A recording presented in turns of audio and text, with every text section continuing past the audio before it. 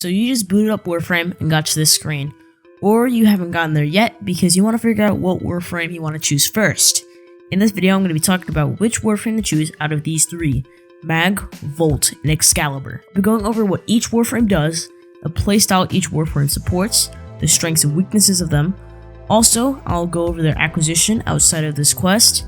Now, I won't outright say that one Warframe is best out of the three, as they are all good starter frames, and depend on how you, the player, decide to play the game. To quickly explain each Warframe, Excalibur is a balance of mobility and offense. Volt is a Warframe for people who want an alternative to gunplay, and Mag is a more crowd control frame. I'm not going to go into so extensive detail like builds and stuff, as this video is made for newbies to Warframe, and for the newbies out there, after you watch this video, comment who you chose or who you want to choose. I'm Darth Toasty Ghost, your friendly neighborhood Sith Lord. If you like Destiny 2 and now Warframe guide content, feel free to subscribe as it is free. This leads to abilities some consider unnatural, such as hitting the bell to know when I upload. Now, something real quickly is that I'm not going to do any more Halo content anymore. As for me, there isn't much Halo guide content to do that I can make. So I thought, why not just do Warframe instead? So this is my first Warframe guide video. Now we're going to get into Excalibur, the first Warframe of this video. Excalibur is a very noob-friendly Warframe. He has balanced shields, balanced health, with a decent amount of energy, and his attacks don't really need that much energy. Excalibur is Slash, where he just cuts the enemies in half. Radial Blind, which blinds them with his sword. Radial Javelin, where he stabs the sword in the ground, and his sword shoots out javelins. And his final ability, Exalted Blade. This one is actually pretty cool because you can mod it, but you don't know what modifications are yet. You can add like cool, basically buff your weapons with modifications. But this is actually you're able to modify the Exalted Blade. But the Exalted Blade, Excalibur's sword, and you can start going ham like a lightsaber through cheese. Now that I've explained this Warframe's abilities, how can I describe its playstyle? I describe it as a frame that can go more aggressive with the fact that you can, flashbang enemies in a radius of whatever and start slashing them like, oh, well, I already used that joke, but, like an imposter through a crewmate. Also, Exalted Blade go burr, that is, Exalted Blade literally Exalted Blade, you can just turn off your brain. Honestly, that's just it. So Excalibur's supported playstyle is an aggressive playstyle where the player can go full hack and slash on the enemies. So Excalibur's weaknesses are really none that I can find, besides dying. His strengths are that making sure everything's dead and having their retinas burned out, and being a decent all-arounder Warframe, as there's not much I have to say about him. Being the most all-arounder Warframe, and the most new-friendly, and that's why you should choose him. He doesn't really have a problem that can phase him, besides the game's quote-unquote endgame. Most newbies watching me may see me speaking gibberish when I say the words Eidolon Hunt and Profit Taker, Sortie, Arbitration. We'll quickly explain, as they aren't really that tough. Most in-game activities aren't too friendly to Excalibur, such as Eidolon Hunt and Profit Taker. He certainly works well in missions, but endgame is where he falls off. Well, besides the harder versions missions, Sorties, Arbitration, and Steel Path. As their regular missions are harder, you'll learn about the regular missions later on in the game, as they are basically one of the main parts of the game. But the open world big bosses are where he falls off. And the big beefy bosses, like this dude, which I'll explain in another video, is where his downfalls. Now, his acquisition, besides this screen, is by beating Lieutenant Krill and getting his parts from him. Now, modding him into a build is actually not really needed, as he's a good friend at the beginning of the game, unlike Mag and Volt, who rely more on their builds to help. To summarize, Excalibur is an all-rounder Warframe that you can play aggressively that will cover you early game, since Excalibur doesn't need to rely much on a good build, as he's a good Warframe, good crowd control. But as you get into later game, he falls off a bit as you get better frames and harder enemies to fight. But that does not mean he will not get better.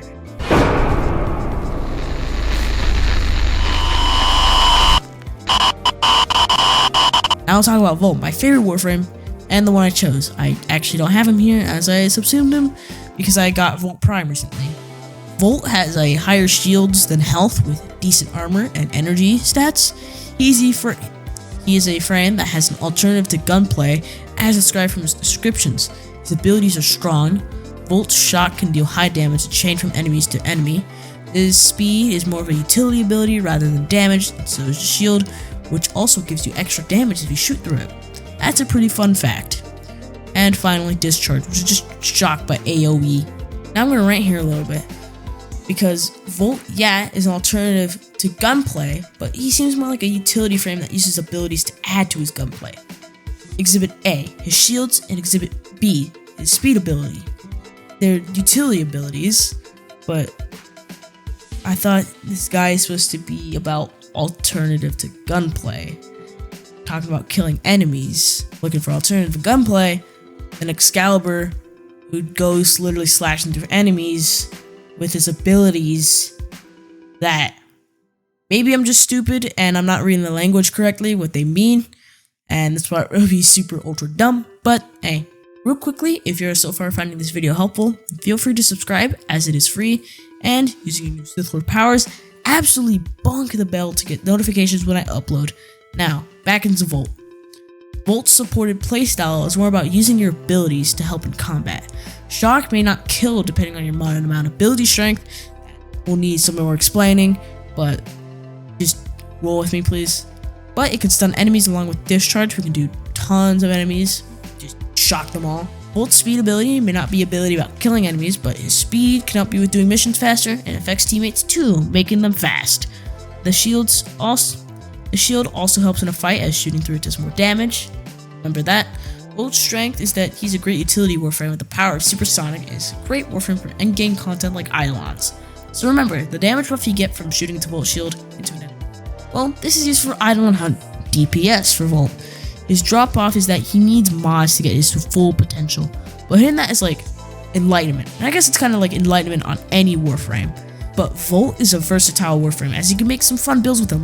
Now another drop-off is the amount of energy this dude needs. He is hungry and will consume all of your energy, but if you get Volt Prime, that problem is kind of solved as he gets 500 energy, but that doesn't mean anything as you definitely don't know what a Prime is, or relics, or just ignore what I said about Volt Prime.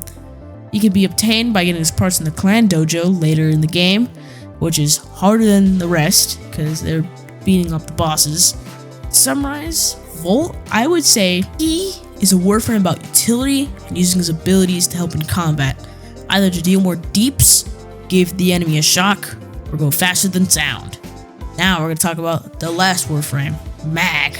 Now Mag for me feels like an outlier compared to Volt and Excalibur. What Mag does is she manipulates enemies with magnets. Her first ability pulls enemies towards you. Magnetize has two functions. If you hold it, it creates a field around it that absorbs damage and deals back in a destructive cone. Tapping the button closes the target in a magnetic field. So you have this giant magnetic field and you shoot at it, and it will also trap enemies and stuff. And the hold is like a little blast. Polarize, it emits an energy field that drains enemy shields and armor to make shards that are deadly using Magnetize. Finally, Crush, which is basically what you guess. Now, Mag's supported playstyle is getting just hordes of enemies and using her abilities to dino snap them. Just pull and snap them. Crush their bones. Her Magnetize can have a handful of enemies in it, and you just gotta crush to kill them. Polarize is great for stripping shields and armor, making them easy to crush like a Coca-Cola can, especially against Corpus, because they have shields. And then Pull. I don't know what it contributes to the playstyle besides ragdolls. Funny ragdolls, definitely. That's definitely one of the parts. Her strengths are the fact that she can delete enemies with ease using her abilities, and is a really good warframe, with the fact that she has a few downsides. She's a more squishy warframe with 75 health at rank 1, no mods. That, dang, is some no health. Like, she dies. And like Volt needs mods to achieve her full potential. And she is not a one-button warframe where it's just one button to delete her enemies. She needs to combo in her abilities, Polarize, Magnetize, and Crush to cause the most amount of damage, which means she's also energy hungry. To acquire Mag, you get her from killing the Phobos boss, the Sergeant, to get the parts. To summarize, she's a warframe about comboing her 2, 3, and 4 abilities to take down large waves of enemies. Basically, what I'm saying is that she is a crowd control warframe. A warframe about controlling enemies, deleting their existence, and overall just a mean to the enemies. Just not a good day for them if there's a mag on the team.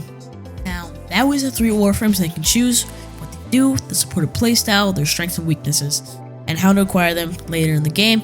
With the quick summarization of the frame, I hope this still made your decision pretty clear, and if you've made your decision, comment down below who you chose. And there's some videos on screen for you to watch.